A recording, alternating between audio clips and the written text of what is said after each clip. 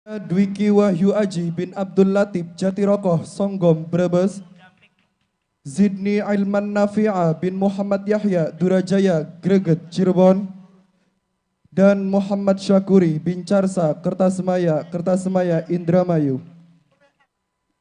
Bismillahirrahmanirrahim. Segala puji bagi Allah yang telah memberi kita karunia agung yang tertuang dalam Al-Quran. Sebagai petunjuk agar tidak tersesat dalam mengarungi bahtera kehidupan. Dan juga sebagai pedoman hidup supaya bahagia selamat dunia akhirat. Pasalnya, tak sedikit orang yang mengartikan Al-Quran namun tidak sesuai dengan apa yang dimaksud Al-Quran itu sendiri. Oleh sebab itu, untuk bisa memahami isi kandungan Al-Quran dengan benar diharuskan mengerti ilmu gramatika bahasa Arab, yaitu nahwu sorof. Yang mana nahwu itu bagaikan ayah ilmu dan sorof itu bagaikan ibunya ilmu. Ketika keduanya berkolaborasi akan menghasilkan ilmu-ilmu yang lain. Mengenai petunjuk, di dalam kitab Alfiyah itu dinamakan isim isyarah. Definisi isim isyarah menurut kitab Tahsil Masalik karya ulama Nusantara, Syekh Ahmad Abil Fadl bin Abdi Sakur Senori Tuban Jawa Timur mengatakan mawudi ali dalalati ala syan muayyanin bi isyarah kal isyaratu asabiyyah wa nahwiha. Artinya, isim yang digunakan untuk menunjukkan suatu tertentu dengan isyarat hisiyah dalam artian bisa dideteksi oleh indera seperti isyarat dan perantara jari tangan dan sesamanya. Kemarifatan isim isyarah itu bisa secara hissi atau secara akli logika.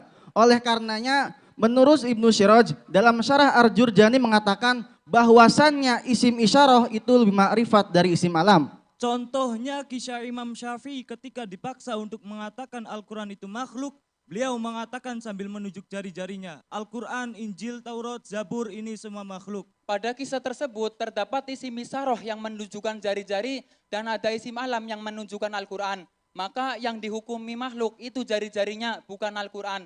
Karena isim isyarah lebih ma'rifat dari isim alam. Isim isyarah itu bermacam-macam sesuai musyar ilaihnya. Ada kalanya dari segi jenis baik mudzakkar atau muannas. Dari segi jumlah baik mufrad tasniyah atau jama'. Dari segi letak baik sedang maupun jauh.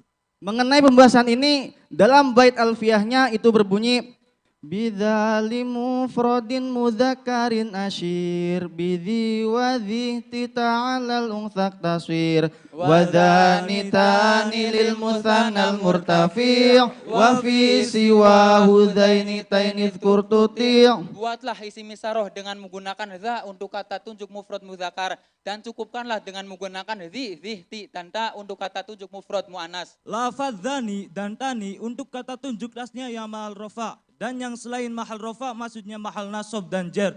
Sebutkanlah zaini dan taini. Wa bi ula asyir li jam'i mutlaqa wal maddu aula waladal bonding tiqa bil kafi harfan duna lamin au ma'ah wallamu in qadam taha mumtani'ah. Buatlah isim isyarah dengan menggunakan lafaz ula untuk kata tunjuk jamak secara mutlak. Baik muzakkar atau muannas, baik berakal atau tidak berakal. Adapun memanjangkannya menjadi ulai itu lebih utama. Dan ucapkanlah untuk kata tunjuk jauh dengan menambah huruf kaf dengan tanpa lam menjadi dzaka atau dengan lam menjadi dzalika. Penambahan lam di sini itu dicegah apabila kalian mendahului hatambih menjadi hadzaka, tidak boleh hadzalika. Untuk musyarilah yang dekat boleh ditambahi hatambi di awal kalimah yang berfungsi menarik perhatian pendengar. Seperti hadza, hadzani, haulai. Contoh isim isyarah yang terdapat pada surat Al-Baqarah ayat 2.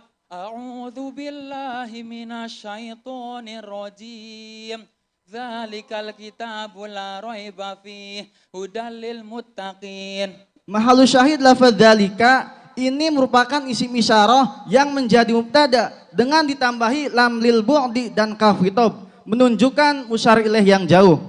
Menurut Bapak Kiai Haji Mustafa Akil Siroj pada saat mengaji rutinan tafsir Jalalain menerangkan, mengapa menggunakan lafaz zalika yang artinya jauh padahal musyar ilaihnya yaitu Al-Quran ini dekat. Itu karena kitanya yang masih jauh dengan Al-Quran. Dalam kitab Sawi, Hasyiah Tafsir Jalalain, lafaz zalika itu memberi kesan ta'zim, mengagungkan derajat Al-Quran yang dibersihkan dari ucapan makhluk. Yang artinya kitab Al-Quran ini itu tidak ada keraguan di dalamnya dan merupakan petunjuk bagi mereka yang bertakwa. Lafat Alkitab ini merupakan musarilehnya yang terdapat al maka dirobirofa karena sebagai pengganti dari isim isaroh yang mendahuluinya. Lafad la roiba fi ini menjadi khobarnya yang artinya tidak ada keraguan di dalamnya. Bahwa Al-Quran dari Allah kebenarannya sungguh akurat. Lafad hudan yang artinya petunjuk.